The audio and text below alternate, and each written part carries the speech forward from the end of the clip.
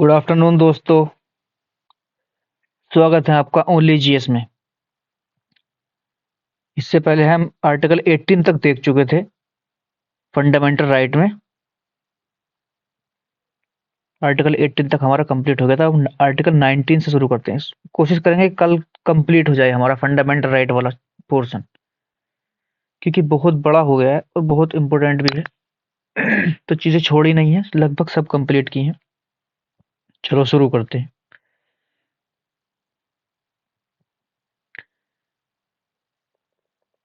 Article 19 में जो है 6 अधिकार दिए गए हैं।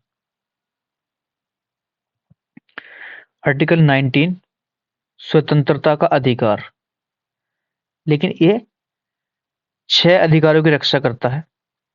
अनुच्छेद 19 सभी नागरिकों को 6 अधिकार देने की गारंटी देता है। नंबर 1, अब ये है आर्टिकल 19 क्लोज 1 सब क्लोज ए, वाक एवं अभिव्यक्ति की स्वतंत्रता। वाक मतलब विचार, विचार करने की और बोलने की स्वतंत्रता। दूसरा है शांतिपूर्वक या निरायुध सम्मेलन बनाने का अधिकार। सम्मेलन बनाने का अधिकार है। यह है 19 क्लोज 1 सब क्लोज बी। अब थर्ड है 19 क्लोज 1 सब क्लोज सी। इसमें बोला गया है संघ बनाने का अधिकार। संघ बनाने का अधिकार था, लेकिन ये सहकारी समितियों वाला जो पोर्शन है ये इसमें जोड़ा गया था 97 अमेंडमेंट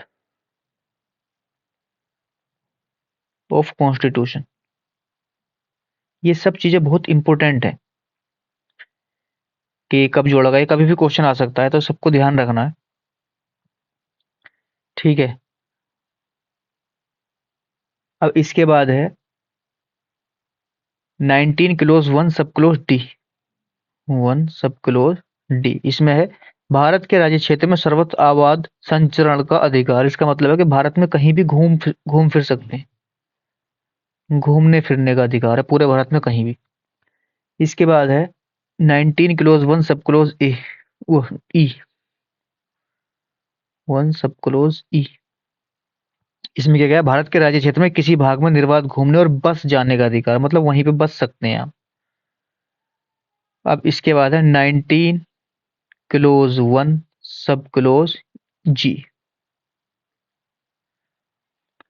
कोई भी वृत्ति, व्यापार या कारोबार करने का अधिकार। ठीक है दोस्तों। अब इसमें हमने देख लिया ये इतने अधिकार होते हैं, लेकिन ये इन पे कुछ सीमाएं हैं। अब हम सबकी एक सीमाओं को देखते हैं।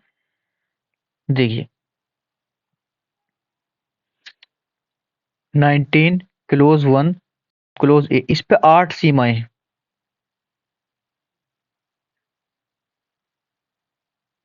8 तरह की सीमाएं लगाता है राज्य इस पर। उसमें नंबर 1 क्या है, भारत की संप्रभुता। संप्रभुता को कोई नुकसान ना हो, इस तरीके से विचार और अभिव्यक्ति इस तरीके से करने की संप्रभुता को कोई नुकसान ना हो। नंबर 2 राज्य की सुरक्षा। नंबर 3 विदेशी राज्य के मैत्रीपूर्ण संबंध, विदेशी राज्य से मित्रता वाले संबंध ना हो, मित्रता ना हो। लोक व्यवस्था, लॉ एंड ऑर्डर, लोक व्यवस्था। 4 हो गए। 5वां देखते हैं हम। सदाचार यानी कि नैतिकता। नैतिकता से हिसाब से बात करें, नैतिकता के अकॉर्डिंग बोलेगा। 6 न्यायालय की अवमानना ना हो, न्यायालय की अवमानना। 7 मानहानि। और नंबर 8 है अपराध के लिए उकसाना। ऐसा ना बोलना है जिससे कोई अपराध के लिए उकसाया जाए।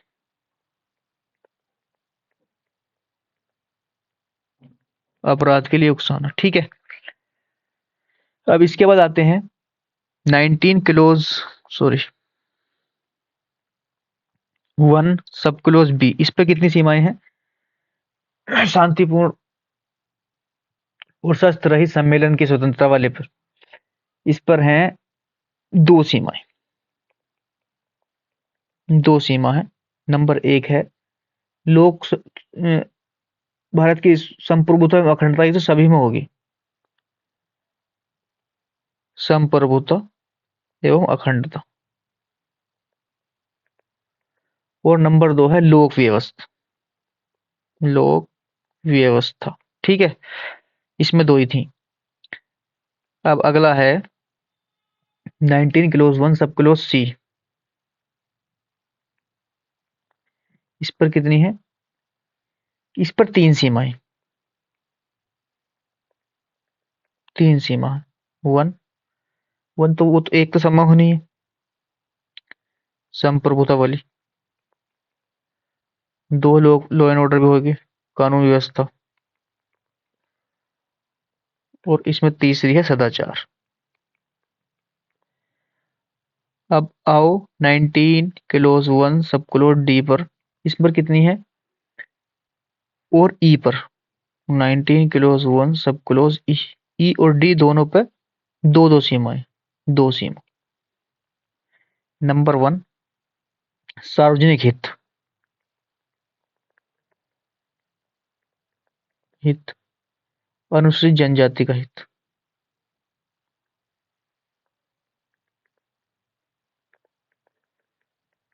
जनजाति का मतलब घूमने फिरने का ये मामला, अनुसूचित जनजाति को देखकर। और सार्वजनिक हित आएगा इसमें सहकारी संस्था बनाने वाले। अब इसमें आता है एक लास्ट 19 क्लोज 1 सब क्लोज एफ।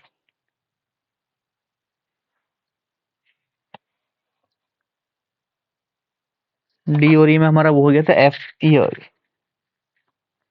इसमें क्या है? 2 सीमाएं हैं इसमें। नंबर 1 राज्य द्वारा किसी पेशे के लिए तकनीक योग्यता तय की जा सकती है। राज्य द्वारा किसी पेशे के लिए तकनीकी योग्यता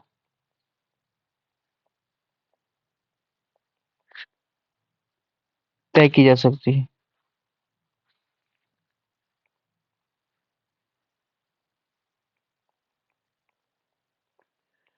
मतलब यह मान लो कोई दवाई बनाने वाला है और कोई भी दवाई बनाने लगे तो वो तो दिक्कत हो जाएगी, इसलिए व्यवसाय वाले में ये राज्य ऐसा कर सकता है। और किसी व्यवसाय में राज्य के पक्ष में एक अधिकारी का सर्जन किया जा सकता है। दूसरा नंबर है किसी व्यवसाय में राज्य के पक्ष में एक अधिकार।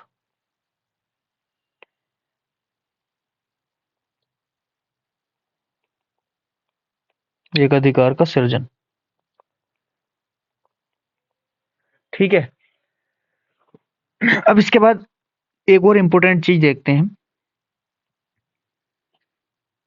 देखो स्लाइड से पढ़ाने का मतलब नहीं है, मेन चीज है कि चीजें समझ में आनी चाहिए। एक केस आता है, केस बहुत इंपॉर्टेंट होते हैं पॉलिटिक्स। Indian express newspaper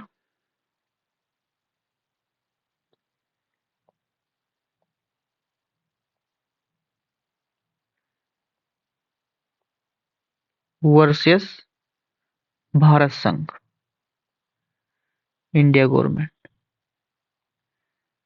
1985। इसमें क्या गया? इंडियन एक्सप्रेस न्यूज़पेपर बनाम भारत संघ में कहा गया है न्यायालय ने विचार और अभिव्यक्ति को, सुप्रीम कोर्ट ने विचार एवं अभिव्यक्ति की स्वतंत्रता के अंतर्गत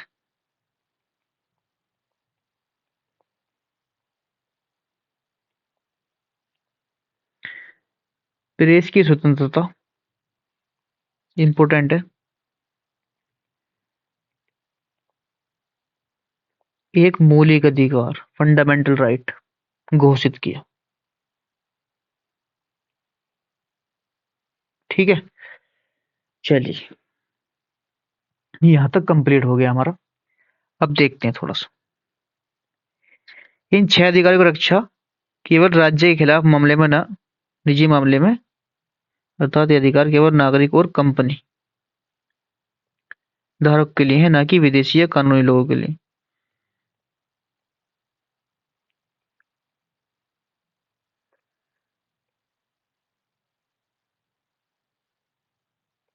देखो ये इंपॉर्टेंट,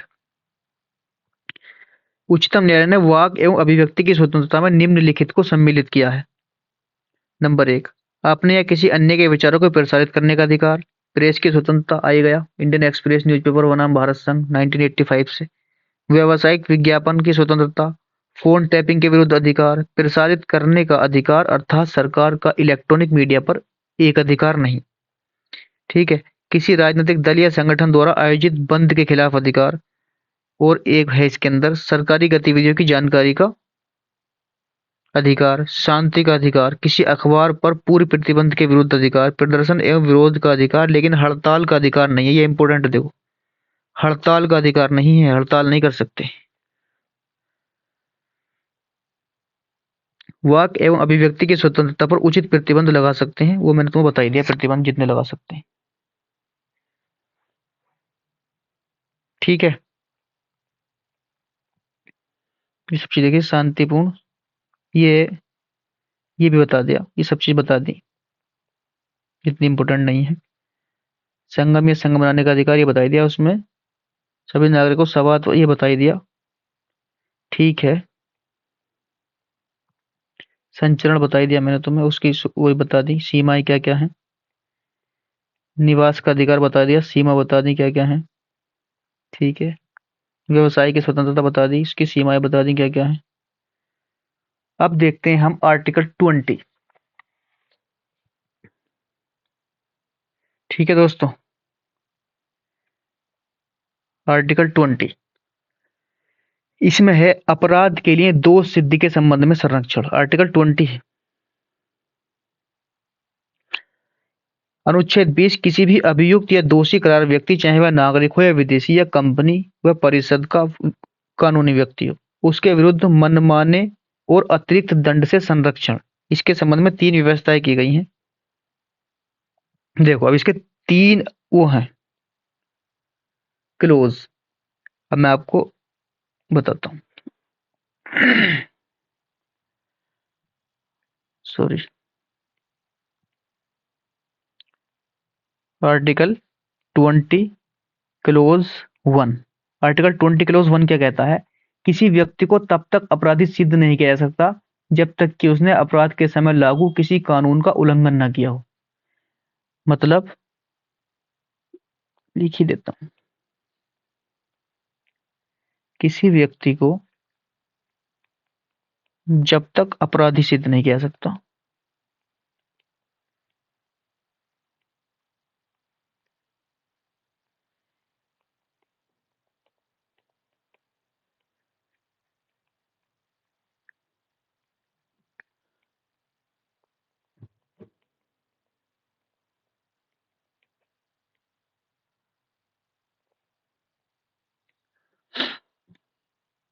अपराध के समय लागू किसी कानून का उल्लंघन किया हो।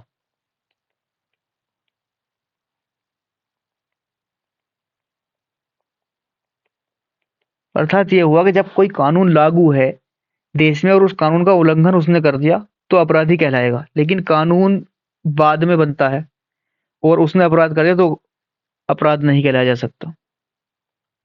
ठीक है, अब इसके बाद एक और क्लोज जोड़ा गया है इसके अंदर, 20 क्लोज 2। इसमें कहा है किसी व्यक्ति को एक ही अपराध के लिए एक से अधिक बार दंड नहीं दिया जाएगा। अपराध कर दिया कोई, अब उस अपराध के लिए एक से अधिक बार दंड दंड नहीं जाएगा।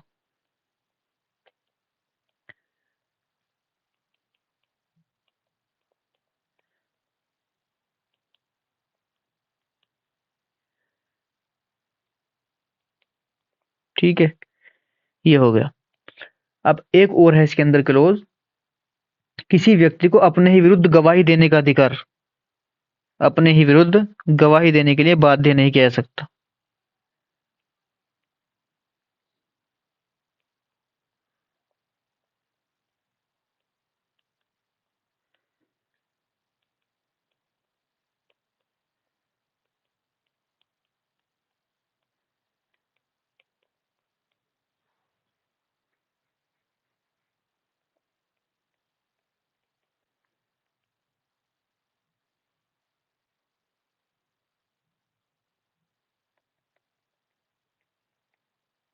ठीक है, अब देखो हम इसकी थोड़ी थोड़ी व्याख्या देखते हैं।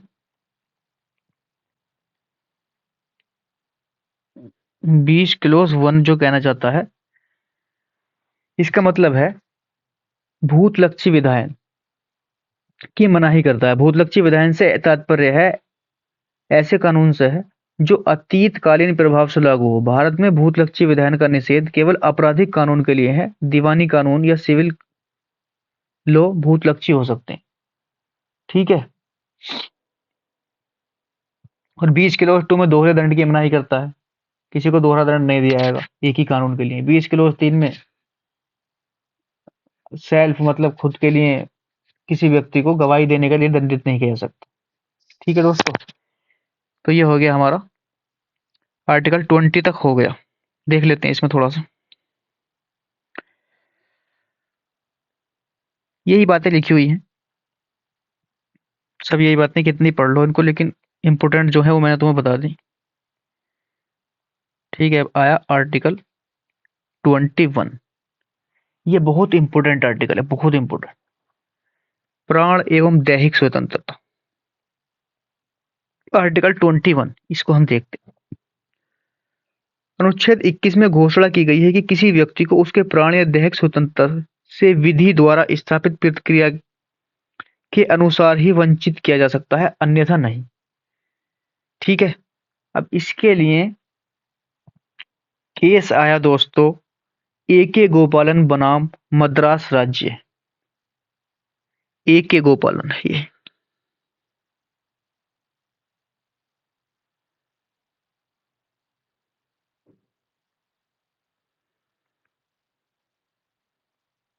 क्या हुआ बहन को? ए के गोपालन बनाम मद्रास राज्य।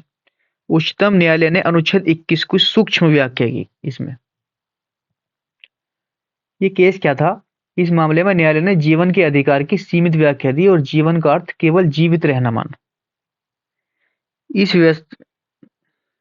इसमें व्यवस्था की गई कि अनुच्छेद 21 के तहत सिर्फ मनमानी कार्यवाही प्रक्रिया के विरुद्ध सुरक्षा उपलब्ध है, न कि विधानमंडलीय प्रक्रिया के विरुद्ध। इसका मतलब राज्य प्राण एवं दैहिक स्वतंत्रता के अधिकार को कानूनी अधिकार पर रोक लगा सकता है।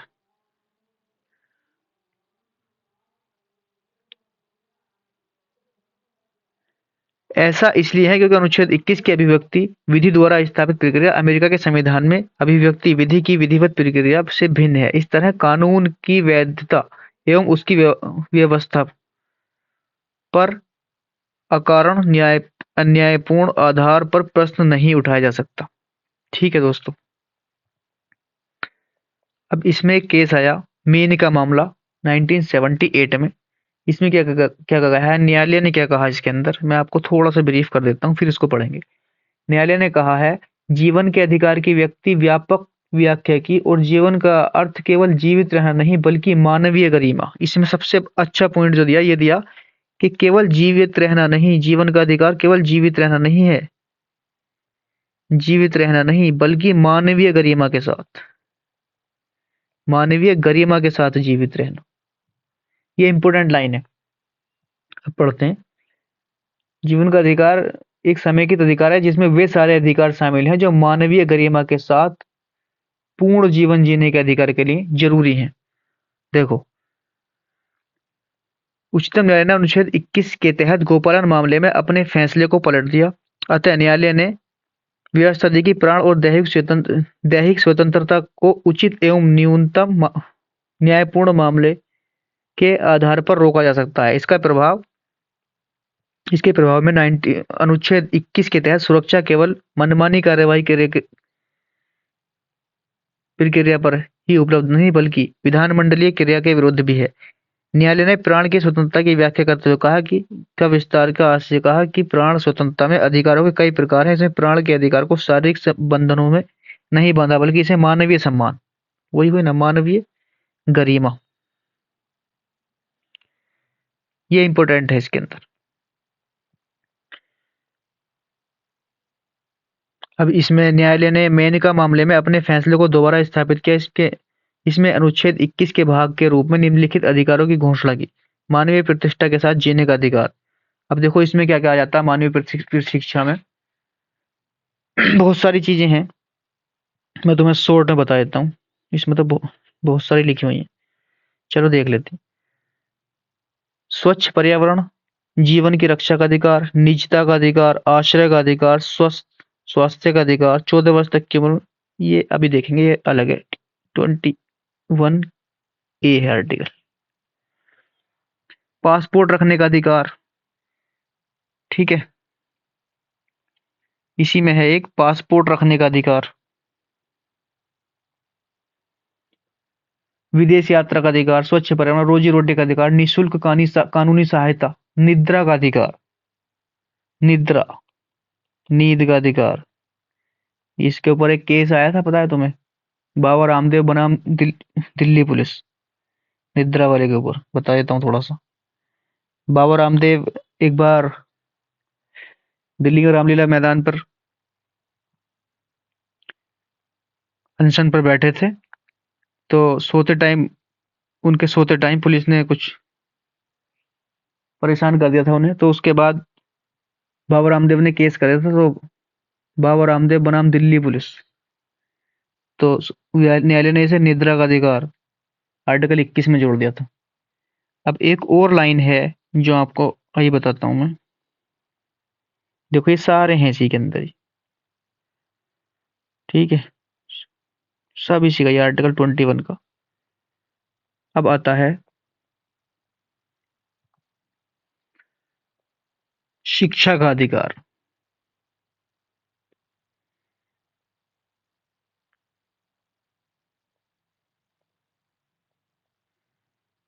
ठीक है दोस्तों, शिक्षा का अधिकार आर्टिकल 21A।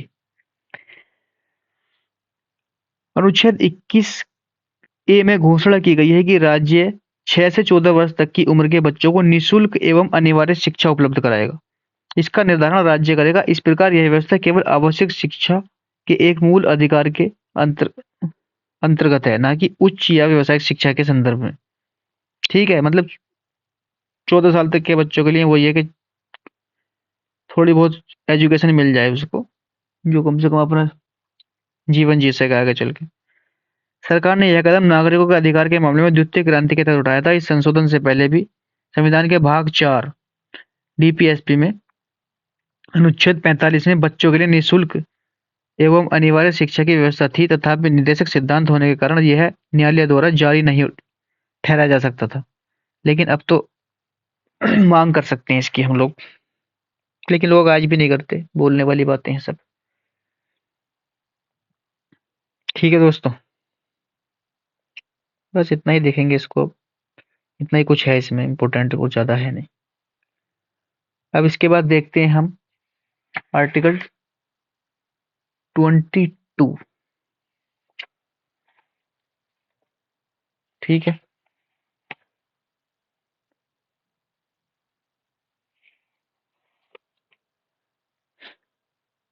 मनमानी गिरफ्तारी और निरोध से संरक्षण। इसमें क्या है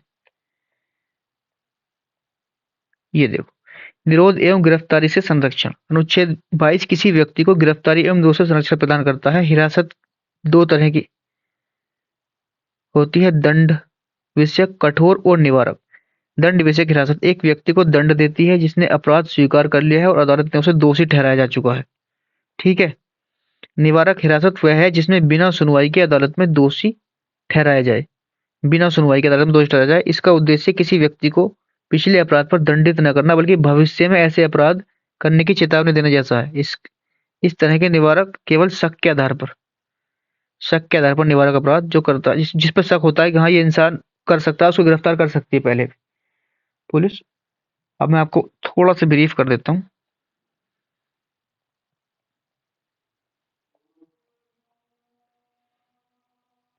सॉरी।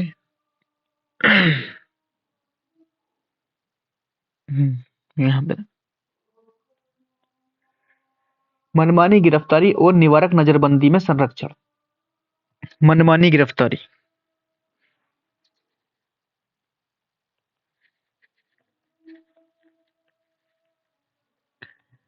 एवं निवारक नजरबंदी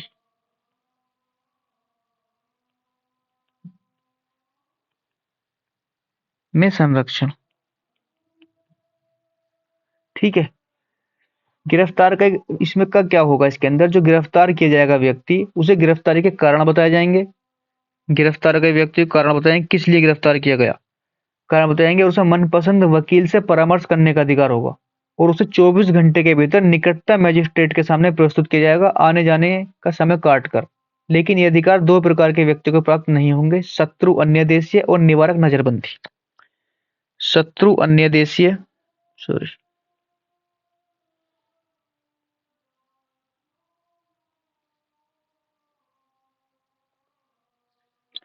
शत्रु देशीय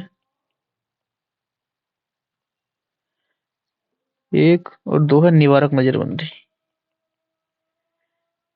निवारक नजरबंदी, एक तो शत्रु देश का कोई होगा उसको। और निवारक नजरबंदी का मतलब है कि निवारक नजरबंदी का अर्थ है किसी ऐसे व्यक्ति को अपराध किए बिना भविष्य में अपराध किए जाने की आशंका के आधार पर गिरफ्तार किया जाता है। मतलब किसी व्यक्ति के ऊपर लग रहा है कि हाँ ये भविष्य में अपराध कर सकता है, तो उसको पहले ही गिरफ्तार कर लिया जाता है। ठीक है। निवारक नजरबंदी दंडात्मक नजरबंदी से अलग है, क्योंकि दंडात्मक नजरबंदी में व्यक्ति को अपराध किए जाने के बाद गिरफ्तार किया जाता है। दंडात्मक नजरबंदी में जो है गिरफ्तार किए जाने के अपराध किए जाने के बाद गिरफ्तार किया जाता है। निवारक नजरबंदी में अपराध किए जाने से पहले, क्योंकि शक होता है कि हाँ ये अपराध कर सकता है। भारत में निवारक नजरबंदी सूची के विषय में समवर्ती सूची का विषय है। निवारक नजरबंदी समवर्ती सूची का, जिस पर केंद्र और राज्य दोनों कानून बना सकते हैं। ये इंपॉर्टेंट है, देखो समवर्ती सूची का विषय है। समवर्ती सूची, इस पर केंद्र और राज्य दोनों कानून बना सकते हैं। इसके लिए देखो कुछ कानून हैं भी। निवारक नजरबंदी केंद्र का कानून था एनएसए, रासुका जिसको बोलते हैं, सॉरी सॉरी, एनएसए रासुका। और महाराष्ट्र में है एक एमकोका, MCOCA,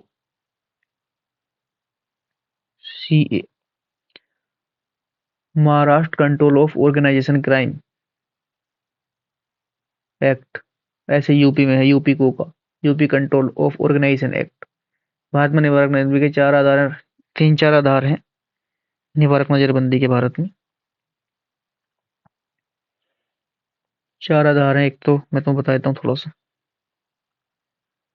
राज्य की सुरक्षा, ये तो हर जगह मिलेगा। लोक व्यवस्था, और विदेशी राज्यों के साथ मैत्रीपूर्ण संबंध, और आवश्यक सेवाओं की आपूर्ति। निवारक नजरबंदी के तहत गिरफ्तार जो व्यक्ति किया जाएगा उसे अधिकतम 3 माह तक रख सकती है गवर्नमेंट। अधिकतम 3 माह गिरफ्तार किया जा सकता है। तो इसके बाद अगर गिरफ्तार करते हैं तो संसद का कानून चाहिए उसके लिए। संसद का कानून बनाना पड़ेगा, उसमें अधिकतम एक समय तक गिरफ्तार रखने के लिए एक सलाहकारी बोर्ड की सिफारिश जरूरी है, जिसके सदस्य हाई कोर्ट के वर्तमान न्यायाधीश या हाई कोर्ट के रिटायर न्यायाधीश या हाई कोर्ट का न्यायाधीश हो सकते हैं। ठीक है। इतना इतना काफी था हमारे लिए, बहुत है इंपॉर्टेंट था ये सब वही है। अब आर्टिकल 23 आज देखें या लंबा हो जाएगा वीडियो थोड़ा सा। चलो थोड़ा सा देख लेते हैं आर्टिकल 23। मनुष्य का दुर्व्यापार, बेगार या बलात्श्रम, दुर्व्यवहार, बेगार या बलात्श्रम, इस प्रकार के अन्य बलात्श्रम के प्रकारों पर भी प्रतिबंध लगाता है। इस व्यवस्था के अंतर्गत कोई भी उल्लंघन कानून के अनुसार दंडनीय होगा। यह अधिकार नागरिक एवं गैर नागरिक दोनों के लिए उपलब्ध है। ठीक है, ये नागरिक और गैर नागरिक दोनों के लिए है। यह किसी भी व्यक्ति को न केवल राज्य के खिलाफ बल्कि व्यक्तियों के खिलाफ भी सुरक्षा प्रदान करता है। ठीक है, केवल राज्य नहीं बल्कि व्यक्ति के खिलाफ भी सुरक्षा प्रदान करता है। मानव दुर्व्यापार शब्द में शामिल है पुरुष, महिला एवं बच्चों की वस्तुओं के समान खरीद बिक्री, महिलाओं और बच्चों का अनैतिक दुर्व्यापार, इसमें वेश्यावृत्ति भी शामिल है। देवदासी, दास तथा इस तरह के कृत्यों को दंडित करने के लिए स्वयं अनैतिक दुर्व्यापार अधिनियम 1956 बनाया गया। बेगार का अभिप्राय है किसी बिना परिश्रम के काम कराना। बेगार का अभिप्राय है कि बिना परिश्रम के श्रमिक मतलब बिना परिश्रमिक के काम कराना, मतलब पैसा नहीं देना काम कराने का। भारतीय व्यवस्था थी जिसके तहत क्षेत्रीय जारी कभी कभी अपने नौकरों या उधार लेने वालों से बिना कोई भुगतान किए कार्य कराते थे। अनुच्छेद 23 बेगार के अलावा बलात् पर अन्य प्रकार की बंधुता मजदूरी पर भी रोक लगाता है। बलात् श्रम का अर्थ है किसी व्यक्ति की इच्छा के विरुद्ध उससे कार्य लेना। बलात् श्रम में केवल शारीरिक अथवा कानूनी बलात् स्थिति ही शामिल नहीं बल्कि उसमें आर्थिक परिस्थिति से उत्पन्न बाध्यता या न्यूनतम मजदूरी से कम पर काम कराना भी शामिल है। इस संबंध में बंधुआ मजदूर व्यवस्था अधिनियम 1976, ठीक है, 1978 ठेका श्रमिक अधिनियम 1970 और सामान्य परिस्थिति अधिनियम 1976। अनुच्छेद 23 में इस संबंध में अपवाद का ही प्रावधान है। यह राज्य को अनुमति प्रदान करता है कि सार्वजनिक उद्देश्यों के लिए अनिवार्य सेवा, उदाहरण के लिए सैन्य सेवा एवं सामाजिक सेवा आरोपित कर सकता है जिसके लिए वह बाध्य नहीं है धन की बाध्य नहीं है धन देने की बाध्य नहीं है, लेकिन इस तरह की सेवा में लगने से राज्य को धर्म, जातीय, वर्ग के आधार पर भेदभाव की अनुमति नहीं। ठीक है दोस्तों, ये है 24वां आर्टिकल 24। आर्टिकल 24 चलो कर ही लेते हैं इसको भी, थोड़ा सा ही देखते हैं। आर्टिकल 24 है कारखानों आदि में बालकों के नियोजन का निषेध। इसमें है, मैं आपको ब्रीफ में बताता हूँ। 14 वर्ष तक की आयु के बच्चों को कारखाना, खान, खतरनाक रोजगार में नहीं लगाया जाएगा। मतलब 14 वर्ष से कम उम्र के बच्चों को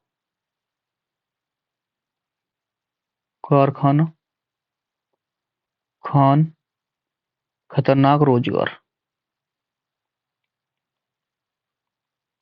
में नहीं लगाया जाएगा। संसद ने बाल श्रम निवारण और निवारक अधिनियम 1986 पारित किया। संसद ने बाल श्रम नियंत्रण एवं निवारक अधिनियम 1986, इसके द्वारा क्या किया गया,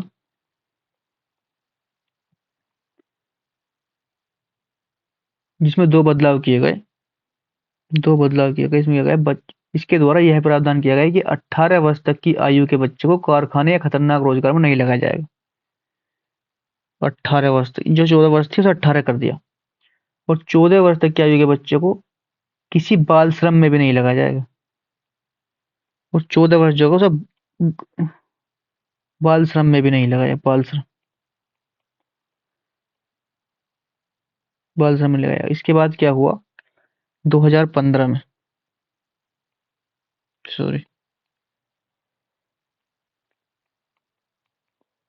2015 में इस कानून में संशोधन किया गया और यह प्रावधान किया गया कि अवकाश के समय घरेलू काम में बच्चे, अवकाश के समय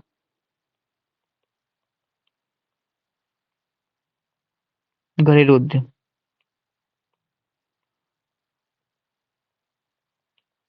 बच्चे काम कर सकते हैं।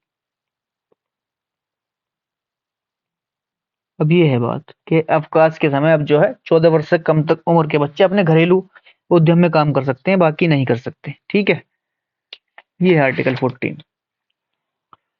ठीक है दोस्तों, यही खत्म करते हैं हमारा कल